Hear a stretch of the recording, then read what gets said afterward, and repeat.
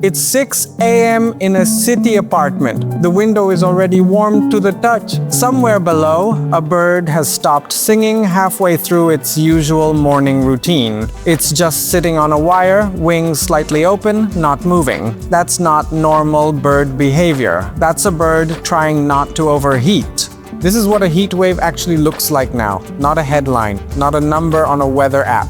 Small, quiet signs that something in the environment has shifted, and most of us are walking right past them. A few years ago, a heat wave in Europe was rare enough to make global news. Now it's almost expected. Streets that used to be packed with tourists at noon sit half empty. Rivers that fed entire towns are running thin. And in parts of the US, wildfires are moving faster than fire crews can plan for. Climate scientists have been saying for years that heat waves would get longer, hotter, and more frequent as the planet warms. Europe in particular is heating up faster than most other continents. But here's the part that catches people off guard. The temperature itself usually isn't what puts someone in the hospital. It's what happens quietly over hours while nobody's paying attention. Think about an older couple in a small apartment during a heat wave. They shut the windows to keep the hot air out, but the walls have already soaked up a full day of sun, and the rooms never actually cool down overnight. Neither of them feels particularly thirsty, so they don't drink much water. By morning, they're tired, a little dizzy, and they chalk it up to bad sleep. It isn't bad sleep. That's early heat stress, and it's easy to miss because it doesn't look dramatic. It looks like a rough night. Thirst is a bad early warning system, especially for older adults. By the time you feel thirsty, you may have already lost more fluid than your body can easily replace. Sipping water steadily through the day works better than waiting until you're parched. Sleep is where a lot of this quietly falls apart. Your core body temperature is supposed to drop a degree or two at night. That's part of what lets you sink into deep sleep in the first place. If the room stays hot, that drop barely happens. You can technically sleep 8 hours and still wake up drained because your body spent the night working to avoid overheating instead of actually resting. A fan pointed at a damp towel, a cool shower right before bed, even moving to the lowest floor of the house for a few nights. None of it is glamorous, but it works. But water and sleep aren't the whole story. There's a second problem most people never think about: the building itself. After several hot days in a row, walls, roofs, and pavement soak up heat like a sponge. If the night doesn't cool off enough, that stored heat keeps radiating back into the room, and your body never gets a real chance to recover before the next hot day starts. This is one reason heat waves feel worse on day 4 than day 1, even if the thermometer reads the same number. A few things actually help here. Close the curtains before direct sun hits the window, not after. Only open windows once the outside air is cooler than the air inside. Check, don't guess. If you don't have AC, even 2 or 3 hours somewhere cooler during the afternoon peak can make a real difference to how your body copes with the rest of the day. Now step outside your own walls for a second. A shallow bowl of water left in the shade can be the difference between a bird surviving a heat wave and not.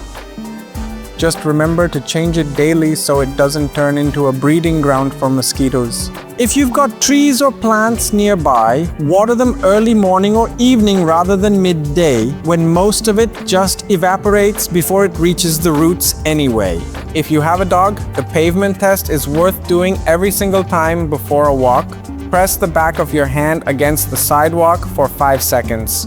If it's too hot for your hand, it's too hot for their paws, full stop. And this one shouldn't need repeating, but it does every single summer. Never leave a pet in a parked car, not for 2 minutes, not with the windows cracked. Car interiors climb faster than people expect, even on days that don't feel that extreme outside. Here's a mistake almost nobody blames on the heat, but should: eating like it's a normal day. A heavy meal forces your digestive system to work overtime, and digestion itself generates heat, the last thing your body needs when it's already fighting to cool down. Smaller, lighter meals spread through the day sit easier and put less strain on a body that's already working hard. On the food side, watermelon and cucumber get all the attention, and they deserve some of it, but they're not the only options.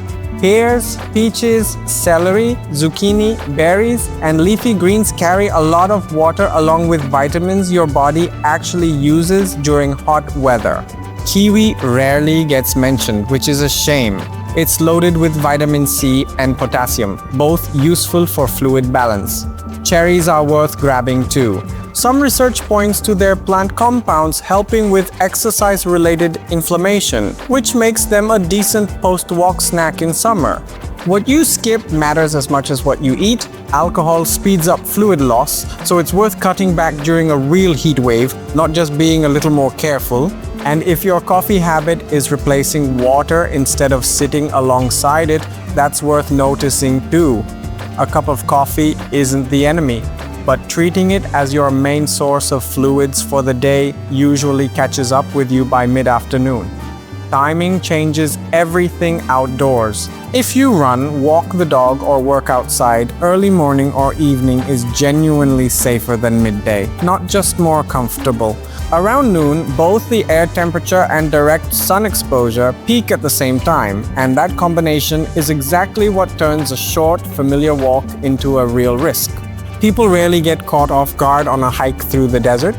They get caught off guard doing the same errand they've done 100 times on a day their body just couldn't keep up with. Now, the part of this that costs nothing and matters more than almost anything else here. Check on someone. An elderly neighbor living alone, a relative with a heart condition, a friend who's been sick and probably isn't thinking about hydration right now. People in that position often don't ask for help, even when they clearly need it. Not because they don't want it, but because they don't always recognize what's happening to them.